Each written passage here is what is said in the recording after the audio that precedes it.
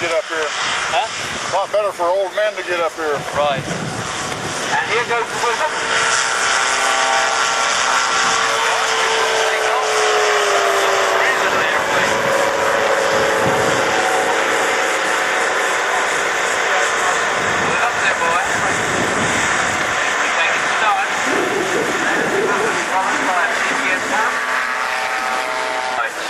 Go over and have a look at that and buy one of their new magazines, because it will help you. There's all the information in there, and they're going to get bigger and better. They've got the first issue out, and we wish them success. It's called Ultralight, and it's to the back of me on my right.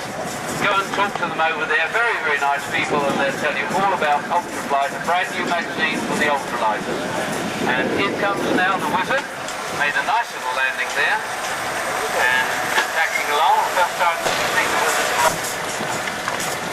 And preparing for takeoff now, we have a brand new design here to Lakeland called the Wizard, which is a side-by-side seating two-place, twin boom tail configuration.